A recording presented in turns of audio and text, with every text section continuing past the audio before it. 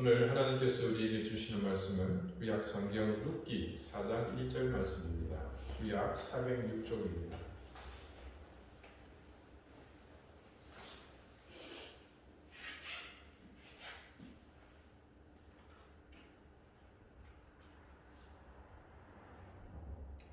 룻기 4장 1절 말씀을 제가 읽겠습니다. 이제 다 같이 자리에서 일어나셔서 하나님의 말씀을 경청하십시오. 보아스가 성문으로 올라가서 거기 앉아있더니 마침 보아스가 말하던 기업 물을 자가 지나가는지라. 보아스가 그에게 이르되 아무개여 이리로 와서 앉으라 하니 그가 와서 앉으매. 아멘. 자리에 앉으시기 바랍니다. 하나님께서 이 말씀으로 우리에게 은혜 주시기를 원합니다. 오늘은 성문으로 올라가서라는 제목으로 하나님의 말씀을 증거합니다. 보아스와 룻이 헤어진 시각은 말씀이 기록한 것처럼 대략 동이 트기 전쯤으로 추측이 됩니다. 룻은 집으로 돌아가 어머니에게 밤사이의 자초지종을 우리가 말씀을 통해 들은 몇 마디 외에 미주알, 고주알 모두 말했을 것이고, 어쩌면 해가 중천에 뜨도록 고부가는 긴장되는 마음을 진정시키면서 보아스가 어떤 일을 할 것인지 기대에 부풀었을 것입니다. 반면 그 미명에 보아스는 룻을 보내고 아마 해가 뜨기 전까지 많은 고민과 생각을 했을 것입니다. 내가 괜한 욕심을 부린 것은 아닌가? 그 아무개는 과연 내 제안을 받아들일까? 그러니까 인간으로서 자신이 할 수 있는 한에서는 고뇌했을 것이고, 또 일어날 수 있는 모든 경우의 수를 다 따져보았을 것입니다. 그러나 그가 최종적으로 할 수 있는 최선은 하나님의 뜻을 묻고 그분의 의중을 헤아리기 위해서 신중하게 기도하는 것입니다. 아마 그는 그렇게 했을 것입니다. 보아스가 그런 과정을 거쳤을 것으로 추정되는 일이 그 다음 그가 룻을 보내고 난 후 처음 행한 행보에서 나타납니다. 오늘 1절의 말씀이 이렇게 시작합니다. 보아스가 성문으로 올라가서 거기 앉아있더니. 보아스는 바로 성문에 올라가서 거기 앉았습니다. 그리고 그 다음 말씀이 마침 보아스가 말하던 기업 물을 자가 지나가는지라 라고 기록하고 있는 것으로 볼 때, 보아스는 비교적 주변보다 높은 성문 위로 올라가서 사람을 찾기 위한 행동으로 그렇게 한 것이 아닌가 그리 보여집니다. 그러나 그것은 우리의 추측일 뿐 룻기의 저자는 그것을 기록한 것이 아닙니다. 창세기 34장을 보면 야곱이 외삼촌 집에서 나름 성공하고 자기 고향으로 돌아가는 여정에 끔찍한 일을 겪게 되는 한 사건을 기록하고 있습니다. 야곱의 유일한 고명딸인 레아가 낳은 디나가 세겜 땅에서 히위 족속 하물의 아들로 그 땅의 추장인 지명과 이름이 같습니다. 이 세겜이라는 사람에게 겁탈을 당하게 됩니다. 그 후 뻔뻔스럽게도 이 세겜은 거기에 더해서 아버지 하물을 졸라가지고 자기가 겁탈한 디나와 결혼할 수 있게 해달라고 때를 씁니다. 결국 하물이 아들 세겜의 간청을 이기지 못하여 야곱을 찾아와 사돈 맺기를 청합니다. 들에 나갔다가 돌아온 야곱의 아들들이 자신들이 없는 동안 일어난 이 일을 듣고는 분기탱천했습니다. 그래서 당장의 원수를 갚아야 하지만 사정이 녹록치가 못합니다. 야곱은 이곳 세겜 땅에 얼마 전에 흘러서 들어와서 겨우 자리를 잡으려고 털을 놓기 시작할 무렵입니다. 잘못하면 그곳 민족들과 야곱의 집안이 전면전을 치러야 할 정도로 파장이 커질 수도 있습니다. 그래서 고심 끝에 야곱의 집안은 이렇게 결정을 내렸습니다. 하몰의 집안 모든 남자가 할례를 받고 자기들과 같이 된다면 서로 혼사를 주고받겠다는 것입니다. 하몰과 또 사고를 일으킨 당사자인 세겜은 몸이 달아서 당장 그 제안을 수용합니다. 그리고 돌아가 세겜 족속들을 모아서 사실을 공표하고 모두가 할례를 받게 됩니다. 그런데 이것은 야곱의 아들들이 계략을 꾸민 것입니다. 결국 세겜의 모든 남자가 할례를 행하는 통에 움직이지 못하고 상처가 아물기만 꼼짝없이 기다려야 할 처지였습니다. 그렇게 사흘째 되는 날 야곱의 두 아들 레위와 시므온이 칼을 들고 그 성읍에 들어가 성읍의 남자들을 죽이고 하물과 그의 아들 디나를 겁탈했던 그 세겜을 죽이고 디나를 다시 데리고 옵니다. 자, 이 사건을 기록한 한 장면을 말씀은 이렇게 기록해 놓고 있습니다. 34장 20절입니다. 하물과 그의 아들 세겜이 그들의 성읍 문에 이르러 그들의 성읍 사람들에게 말하여 이르되, 자, 하물과 세겜이 야곱을 만나 할례를 받고 결혼을 성사시키기를 합의하고 돌아온 직후 하물 부자가 자기 성읍의 성문에서 세겜의 사람들에게 그 사실을 알리고 모두가 할례 받기를 종용하는 대목입니다. 그때 하물의 부자가 하는 말을 듣고 모든 남자가 할례를 행하게 됩니다. 그런데 이때 말씀은 다시 그 사실을 이렇게 기록하고 있습니다. 24절입니다. 성문으로 출입하는 모든 자가 하물과 그의 아들 세겜의 말을 듣고 성문으로 출입하는 그 모든 남자가 할례를 받으니라. 야곱의 집안과 합의한 사항을 알리고 또 그것을 시행하도록 이 공포한 자리가 바로 어디냐? 성문이었습니다. 그들이 성문에서 그 같은 부족의 중대사를 발표하고 그것을 시행하도록 공표한 것은 그 시대의 성문이라는 곳이 바로 그런 역할을 하는 곳이기 때문입니다. 창세기 19장 1절에 성문과 관련된 말씀이 이렇게 기록되어 있습니다.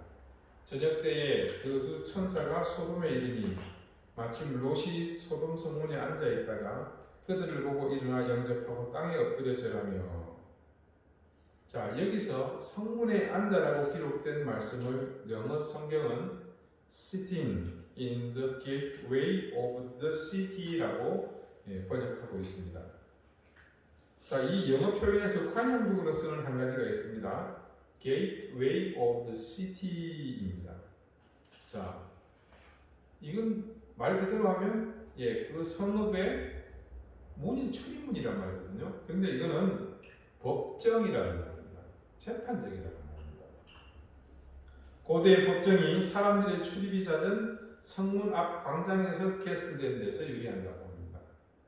그래서 여기 창세기 19장 1절에 성문에 앉아로 번역된 sitting in the gateway of the city는 재판하다라는 의미로 해석이 되는 겁니다. 그래서 창세기 19장의 내용은 이런 뜻입니다.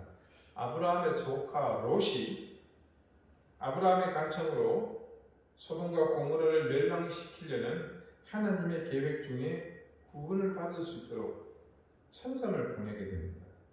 근데 그때 롯이 아브라함의 조카 롯이 때마침 소돔성의 재판정에 앉아 있었다가 천사들을 보고는 큰절하고 엎드렸다는 그런 뜻입니다. 아브라함의 조카 롯이 무슨 일이 있었는지는 모르겠지만 재판정에 앉아 있다가 천사를 영접했는데 이때 재판정에 앉았다고 표현한 말이 바로 성문에 앉아입니다. 자, 이렇게 이스라엘도 예외가 아니었습니다. 성문에서 토라를 가르쳤고 또 사내들인 의회도 성문에서 열렸습니다. 부동산에 관한 논쟁이나 가축 절도, 살인에 이르기까지 각종 범죄에 대한 재판도 이곳 성문에서 열렸습니다. 따라서 보아스가 성문에 가서 앉았다는 말은 높은 곳에 올라가서 사람을 찾기 위해서 올라가는 것이 아니었던 것입니다. 그는 지금 재판정에 앉아 있는 것입니다. 룻과 헤어진 시점이 동이 트기 직전이었고 지금 성문에 앉아서 사람들의 왕래를 바라보는 시점은 일과가 시작되었을 무렵이니 그동안에 약간의 짬이 있었고 그 사이에 사람을 보내서 그 기업 물을 우선권을 가진 사람에게 보아스는 기별을 했을 것으로 추정됩니다. 자, 말씀은 우선 겉보기에는 그 사람이 우연히 그때의 성문을 지나간 것으로 기록하고 있지만 보아스가 지금 재판정에 앉아 있는 것을 감안할 때 마침이라는 시점을 표현한 그 말은 우연이 아니라 적절한 시점을 의미하는 때마침으로 보는 것이 타당할 것입니다. 보아스가 성문의 자리를 잡자 기업물을 우선권을 가진 사람이 모습을 드러냈습니다. 자, 이 사람은 여러 가지 상황에 있어서 보아스보다는 앞서 있는 사람입니다. 그래서 보아스는 우선권을 가진 사람이 오자 그에게 자리에 앉으라고 청합니다. 이 자리가 정황상 의심의 여지가 없는 재판 자리임은 틀림없지만, 그러나 이 법정은 좀 다른 법정들하고 많은 차이가 있습니다. 우선 우선권자가 지금 자리에 앉게 되므로 보아스와 그 사람은 서로 같은 위치에 서게 되었습니다. 이를테면 그 사람도 보아스도 둘 다 재판관으로 그 자리에 앉은 셈입니다. 참 특이한 광경입니다. 베들레헴 성의 재판정에 두 명의 판관이 있는데, 자, 누구를 재판하는 것인가? 재판을 받기 위해 나온 사람은 없고 다만 서로를 마주볼 뿐입니다. 두 재판관이 재판을 함과 동시에 사실은 서로 재판을 받는 특별한 모양새가 연출되고 있습니다. 이 만남을 바라보는 시각에서 공통된 의견은 이것입니다. 기업을 물을 우선권이 있는 사람은 율법의 조항에 따라 자신에게 주어진 권한이 있는 사람입니다. 물론 보아스도 권리가 있습니다만 그 사람에 비하면 순위가 나중입니다. 그런데 지금 보아스가 율법을 저주하기에 나왔나요? 아닙니다. 그는 율법이 정한 자리에서 자신이 할 수 있는 율법적 권한을 뛰어넘어서 룻을 위해 뭔가를 하고자 하는 목적 때문에 이 자리에 나왔습니다. 결국 이 현장을 바라보는 큰 그림은 바로 기업물을 우선권자가 가지고 있는 율법적인 권한, 그리고 그것을 뛰어넘어서 이 룻에게 구원과 사랑을 베풀려고 하는 복음의 대립구조로 보는 것이죠. 자, 모세 율법이 지배하고 있던 그 시대 한가운데서 지금 율법과 그것을 극복하고자 하는 시도가 서로 맞서 있는 것입니다. 어디에서요? 재판장에서 말입니다. 이스라엘 백성에게 이 모세의 율법이 주어지게 된 계기는 다른 것보다도 애굽에서 탈출한 그들에게서 그 애굽의 잔재를 하나님께서 빼내셔야겠다는 필요성을 느끼셨기 때문입니다. 그래서 하나님은 십계명으로 대표되는 율법을 모세에게 주십니다. 이는 하나님께서 선택하신 이 민족을 다시 정결하게 만드시고 하나님과의 올바른 관계 안으로 들어오게 하시기 위함이었습니다. 그들의 정신세계 또 몸에 익은 습관에까지 깊이 배어 있는 그 이교의 풍습을 버리고 하나님께서 아브라함과 이삭과 야곱을 통해 맺으셨던 그 관계를 회복해야만 했습니다. 이 율법은 애초부터 자유로 향하는 그런 길이라기보다는 넘을 수 없는 장벽과 같았습니다. 자, 출애굽기 32장에는요, 처음 이 율법을 받을 때 상황을 이렇게 기록해 놓았습니다. 모세가 어떻게 했습니까? 40일 동안 시내산에 금식하며 거주하면서 그 율법을 받기 위해 올라갔죠.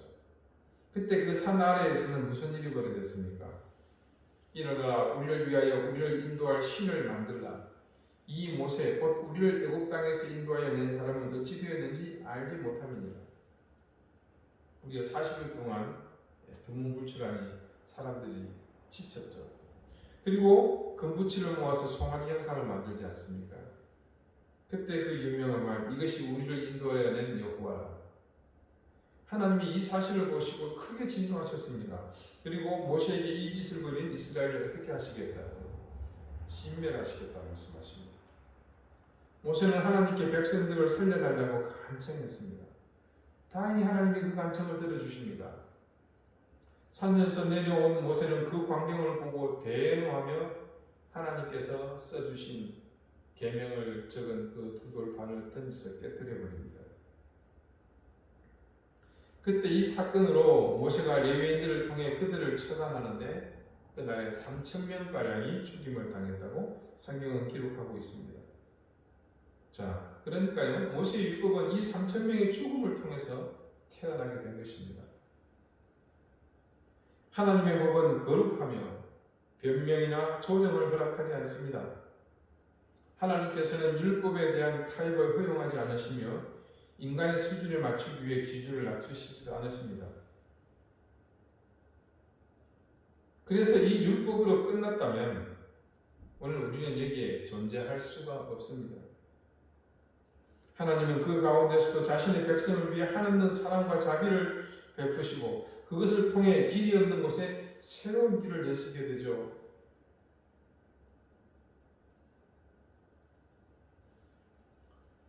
자, 기업 물을 우선권이 있는 사람, 율법에 권한이 있는 그 사람과 마주한 보아스의 재판정은 다른 기준을 제시합니다. 예레미야 31장 1절에서 3절 말씀이 이렇게 증거합니다. 자, 첫 언약, 이 시내산에서의 사건을 염두에 두시고 이 말씀을 한번 들어보시기 바랍니다. 여호와의 말씀이니라. 보라, 날이 이르니 내가 이스라엘 집과 유다 사이에 새 언약을 맺으리라. 이 언약은 내가 그들의 조상들의 손을 잡고 애굽 땅에서 인도하여 내던 날에 맺은 것과 같이 아니할 것은 내가 그들의 남편이 되었어도 그들이 내 언약을 깨뜨렸음이라. 여호와의 말씀이니라. 그러나 그날 후에 내가 이스라엘 집과 맺을 언약은 이러하니 곧 내가 나의 법을 그들의 속에 두며 그들의 마음에 기록하여 나는 그들의 하나님이 되고 그들은 내 백성이 될 것이니라. 여호와의 말씀이니라. 자, 여러분, 예레미야가 말하는 새로운 언약이란 과연 무엇을 가리키는 것일까요? 모세의 율법과 다른 언약이라는 것은 결과적으로 우리에게 임하신 예수 그리스도를 일컫는 것이었습니다. 메시아의 약속이죠. 그렇게 약속으로 우리에게 오신 메시아이신 예수님은 부활하신 후 계속 우리와 계셨습니까? 아닙니다. 그분은 제자들이 보는 앞에서 승천하지 않았습니까? 떠나버리셨습니다. 그래서 이 땅에 그 약속을 대신할 새로운 언약의 상징으로 누가 오셨습니까? 성령께서 오시지 않았습니까? 예수님은 자신이 떠나신 후 제자들에게 하나님이 주실 새로운 언약을 기다리라고 말씀하시고 그 명령에 따라 순종하여 기도하며 기다리고 50일째 되는 날에 하나님은 이 언약을 믿는 자들의 마음에 성령을 불어넣어 주셨습니다. 그렇게 오순절 이후 우리에게 내재하게 된 성령은 바로 우리에게 주시는 새로운 언약의 상징이 되셨습니다. 모세와 같이 던져 깨뜨려 버릴 수 있는 그런 언약이 아니라 우리 영혼이 우리의 심령에 새겨진 변하지 않는, 그래서 구원의 언약으로 우리에게 새겨지게 되었습니다.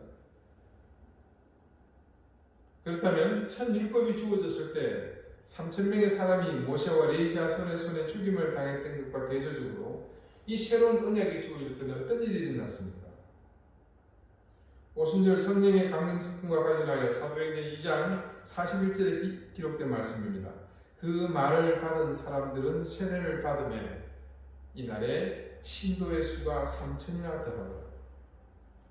자, 모세의 율법이 주어지던 그 날에 3,000명이 죽은 것과 달리 새 언약이 주어졌던 이 오순절 강림 이후에 어떤 일이 일어납니까? 3,000명의 생명이 죽음으로부터 구원을 받습니다.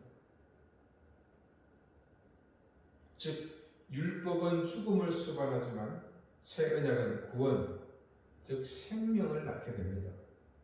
그래서 바울은 이런 율법을 두고서 이는 영원히 인간을 통제하고자 하나님이 주신 것이 아니라 우리를 믿음으로 인도하여 마침내는 새로운 언약에 이르게 하고자 주신 것임을 명확하게 했습니다. 그래서 갈라디아서 3장 24절에 이렇게 증거합니다. 이같이 율법이 우리를 그리스도께로 인도하는 초등교사가 되어 우리로 하여금 믿음으로 말미암아 어렵다함을 얻게 하려 함이라. 자, 너무도 명확하게 정의하고 있지 않습니까? 지금 성문 앞 재판정에서 얼굴을 맞대고 있는 두 언약은 같은 면도 있지만 현격한 차이점이 있습니다. 옛 언약은 의무를 요구합니다. 하지만 새 언약은 무엇을 요구합니까? 믿음을 요구합니다. 옛 언약은 외부적으로 작동하는 것이지만 새 언약은 어떻게 되었습니까? 이제 깨뜨릴 수 없도록 우리의 심령에 새기겠다 말씀하고 있지 않습니까? 그러면 한번 묻겠습니다. 옛 언약을 우리가 존중해야 됩니까? 당연히 그렇죠. 그렇다면 이렇게 한번 질문해 봅니다. 우리는 이 옛 언약을 반드시 지켜야 합니까? 이것은 당위성의 문제라기보다는 우리의 믿음으로, 우리의 힘으로 가능하지 않은 차원이 다른 문제입니다. 우리의 힘으로 일부는 지켜낼 수 있을지 모릅니다. 하지만 전체를 감당하는 것은 불가능한 일입니다. 왜요? 우리가 율법을 통해서 구원에 이를 길은 없기 때문이죠. 대신 우리는 예수님께서 우리 안에 율법을 두시기 위해 행하신 일을 믿고 하나님과 올바른 관계를 맺고 살아감으로 무엇을 얻습니까? 구원을 얻지 않습니까? 지금 성문 위에 마주 앉은 두 재판관은 바로 그렇게 율법과 복음이라는 대립의 구도로 서로를 마주보고 있었던 것입니다. 자, 이제 후에 밝혀지겠지만 우선권이 있는 그 사람의 율법적 권위는 아무런 해결책이 없습니다.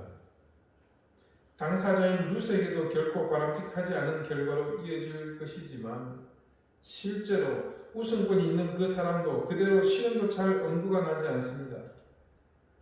하지만 보아스의 법정은 다릅니다. 그는 불가항력의 율법을 따르기 위해서 그 자리에 나온 것이 아니었기 때문입니다.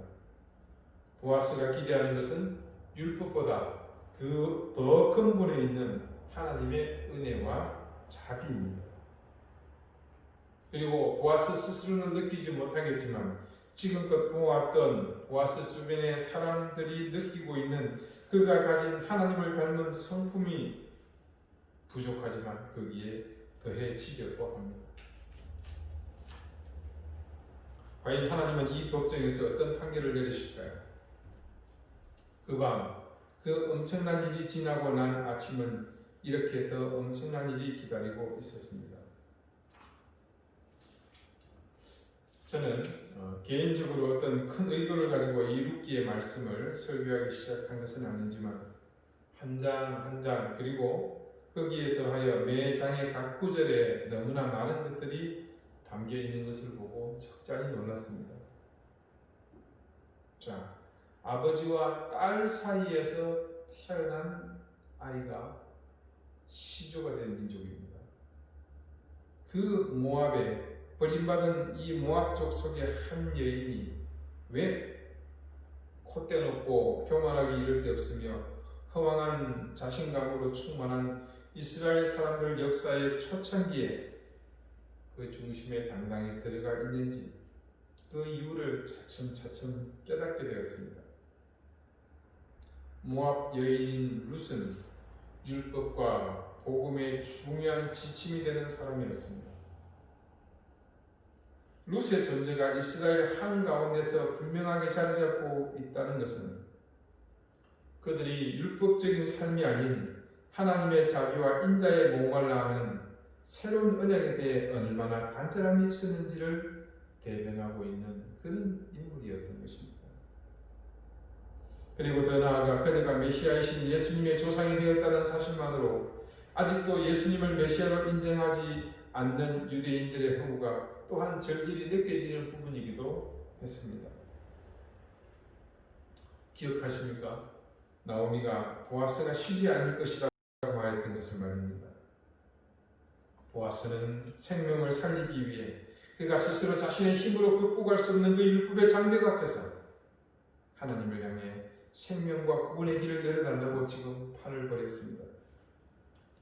그 자리에 서 있는 기업을 물을 우선권이 있는 사람, 그 사람은 모세의 율법을 대변하는 사람입니다.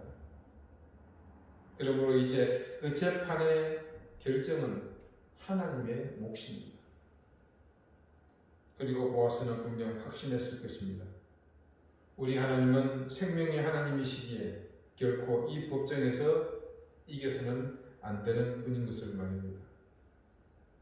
사랑하는 여러분, 우리가 평생을 살면서 거룩하신 하나님, 지존하신 하나님, 우수부지하시고 전지전능하셨던 그 하나님 앞에서 과연 당당할 때가 얼마나 있을까요? 없습니다. 사실은. 그러나 오늘 보아스와 같이 하나님의 본질을 향해서 나아가고자 할 때는 우리가 당당할 수 있습니다. 왜냐하면 그것은 바로 하나님 자신이기 때문입니다. 우리는 반복적으로 율법과 맞서야 할 상황을 매 순간 만납니다. 그때마다 기억하십시오. 무엇을 선택해야 할 것인가? 모범 답안은 율법일지 모르지만 그러나 그 모범 답안은 문제를 해결해 주지 못합니다. 정답은 생명이고 사랑이며 긍휼과 자비이며 인자입니다. 우리가 선택해야 할 것은 율법이 아니라 하나님이어야 합니다.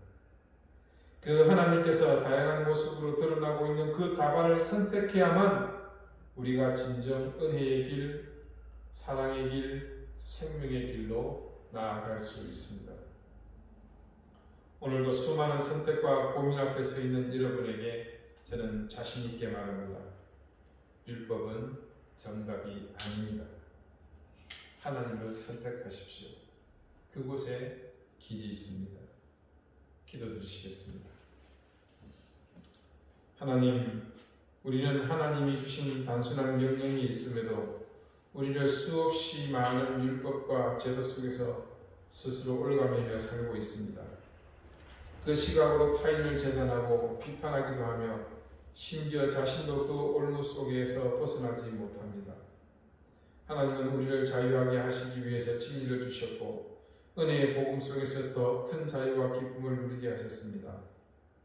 이제 우리가 스스로 올가맨 그 올무를 끊어내게 하시고 인자와 자비 그리고 사랑과 인애로 우리를 이끄시는 그 하나님의 법을 따르게 해 주십시오. 오늘 보아스가 모세의 율법을 재판적으로 끌고 나와 자신의 최선으로 하나님의 판단을 받고자 하는 것처럼 우리 삶의 모든 율법과 규례 그리고 관습과 제도 속에서 종으로 살아가는 삶에서 진리와 복음을 선택함으로 자유하게 해 주십시오. 그리고 그 자유로 모두를 자유하게 하며 그로 인해 생명과 구원의 은혜가 우리를 통해 풍성하게 해 주십시오. 예수 그리스도 이름으로 기도드립니다. 아멘.